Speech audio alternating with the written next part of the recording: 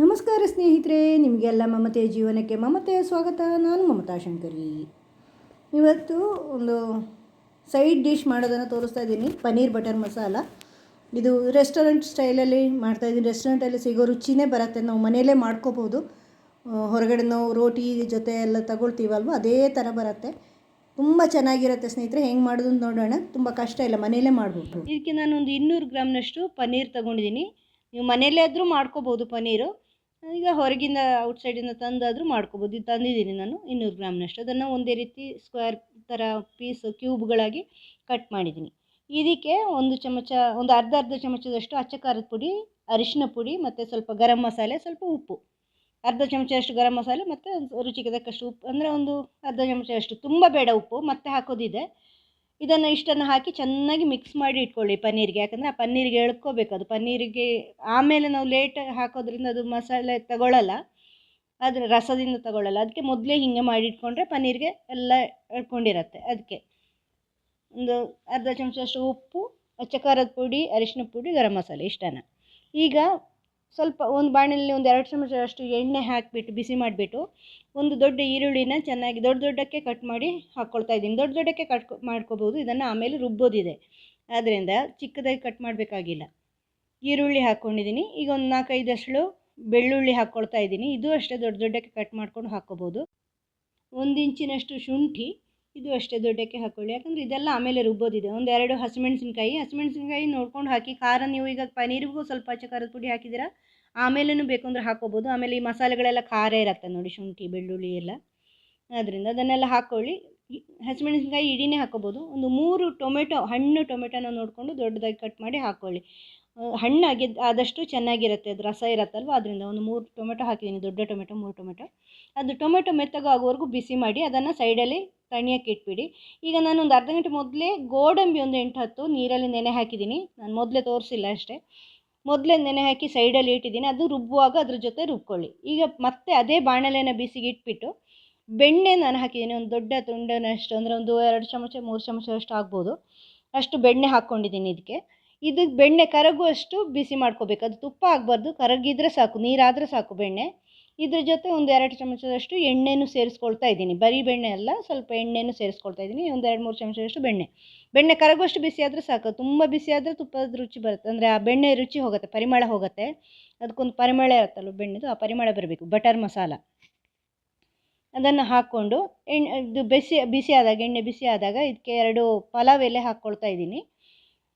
ಇದು ತೇಜ್ಪತ್ತ ಅಂತಾರೆ ಹಿಂದೀಲಿ. ಅದು ಒಳ್ಳೆ ಪರಿಮಳ ಬರುತ್ತೆ, ಅದರಿಂದ 2 ಪಲಾವ್ ಎಲೆ, ಒಂದು ಅರ್ಧ ಚಮಚದಷ್ಟು, ಅರ್ಧದಿಂದ 1 ಚಮಚ ಹಾಕ್ಕೋಬೋದು ಜೀರಿಗೆ ಹಾಕ್ಕೊಂಡಿದ್ದೀನಿ. ಜೀರಿಗೆ ಸಿಡಿಯೋವರೆಗೂ ಕಾಯಿರಿ. ಆಮೇಲೆ ಒಂದು ಸಣ್ಣ ಈರುಳ್ಳಿನ ಚೆನ್ನಾಗಿ ಚಿಕ್ಕದಾಗಿ ಹೆಚ್ಚಿಬಿಟ್ಟು ಹಾಕಿದ್ದೀನಿ. ಈರುಳ್ಳಿ ಚಿಕ್ಕದಾಗಿ ಹೆಚ್ಚಿಬಿಟ್ಟು ಫ್ರೈ ಮಾಡ್ಕೊಳ್ಳಿ. ಇದನ್ನು ಚೆನ್ನಾಗಿ ಅದು ಕೆಂಪಗಾಗೋವರೆಗೂ ಚೆನ್ನಾಗಿ ಫ್ರೈ ಮಾಡ್ಕೊಳ್ಳಿ. ಒಂದು ಈರುಳ್ಳಿ ಅದು ರುಬ್ಬಕ್ಕೆ ಹಾಕಿದ್ದು ಬೇರೆ. ಈಗ ಒಂದು ಅರ್ಧ ಚಮಚದಷ್ಟು ಅಚ್ಚ ಖಾರದ ಪುಡಿ ಹಾಕಿದ್ದೀನಿ. ಸ್ವಲ್ಪ ಅದು ಕಲರು ಬರುತ್ತೆ, ಖಾರನೂ ಬೇಕು ಅಂದರೆ ಹಾಕ್ಕೋಬೋದು. ಅದಕ್ಕೆ 1 ಚಮಚದಷ್ಟು ಅರಿಶಿನ ಪುಡಿ. ಅದಕ್ಕೆ ಈ ರುಬ್ಬಿಟ್ಟ ಟೊಮೆಟೊ ಪ್ಯೂರಿ, ಈಗ ನಾವು ಬಿಸಿ ಮಾಡಿದ್ವಲ್ವ, ಬಿಸಿ ಮಾಡಿ ತಣ್ಣಗೆ ಮಾಡೋಕ್ಕೆ ಇಟ್ಟಿದ್ವಲ್ವ, ಅದು ಮತ್ತು ಅದೇ ಗೋಡಂಬಿ ನೆನೆ ಹಾಕಿದ್ದಲ್ವ, ಅದನ್ನು ಸೇರಿಸ್ಕೊಂಡು ಚೆನ್ನಾಗಿ ನುಣ್ಣಗೆ ರುಬ್ಕೊಂಡಿದ್ದೀನಿ.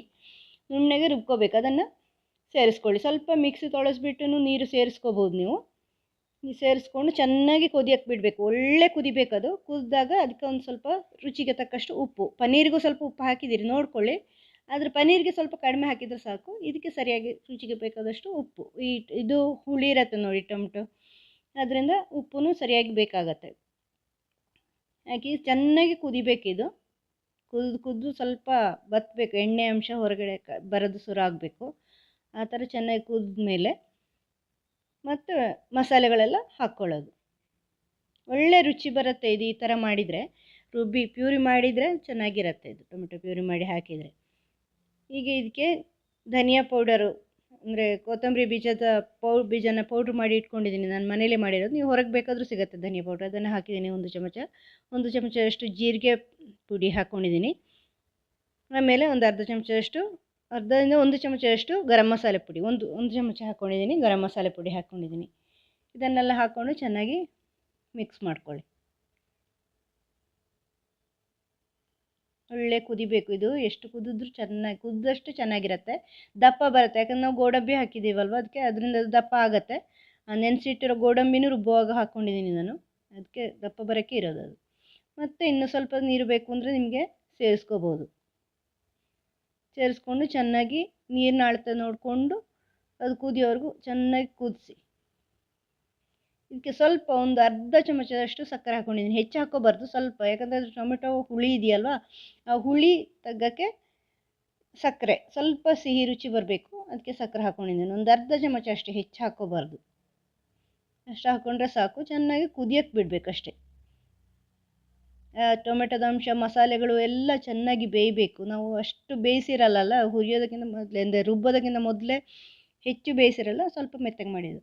ಕೊನೆಯಲ್ಲಿ ಈ ಪನ್ನೀರನ್ನು ನೀವು ಅಲ್ಲಿ ಮಿಕ್ಸ್ ಮಾಡಿ ಇಟ್ಟಿದ್ದೀರಲ್ವ, ಉಪ್ಪು ಇದೆಲ್ಲ, ಅದನ್ನು ಹಾಕ್ಕೊಳ್ತಾ ಇದ್ದೀನಿ ಕೈಯಲ್ಲಿ. ಇದನ್ನು ಹೆಚ್ಚು ಹೊತ್ತು ನೀವು ಬೇಯಿಸಬಾರ್ದು. ನೀವು ಎಷ್ಟು ಹೆಚ್ಚು ಹೊತ್ತು ಬೇಯಿಸ್ತೀರೋ ಅಷ್ಟು ಗಟ್ಟಿ ಆಗುತ್ತೆ ಅದು, ಪನ್ನೀರ್ ರಬ್ಬರ್ ಥರ ಆಗುತ್ತೆ. ಅದರಿಂದ ಹೆಚ್ಚು ಹೊತ್ತು ಬೇಯಿಸಬಾರ್ದು. ಹಾಕಿಬಿಟ್ಟು ಒಂದು 5 ನಿಮಿಷನೂ ಬೇಡ, 2-3 ನಿಮಿಷ ತಿರುಗಿಸ್ಬಿಟ್ಟು ಇದು ಸೌಟಲ್ಲಿ ತಿರುಗಿಬಿಟ್ಟು ಅದನ್ನು ಆಫ್ ಮಾಡ್ಬೋದು. ಸೌಟು ಅಂದರೆ ಇದು ಸ್ಟವ್ ಆಫ್ ಮಾಡ್ಕೊಳ್ಳಿ. ಸೌಟಲ್ಲಿ ಆ ಥರ ತಿರುಗಿಸ್ಕೊಳ್ಳಿ.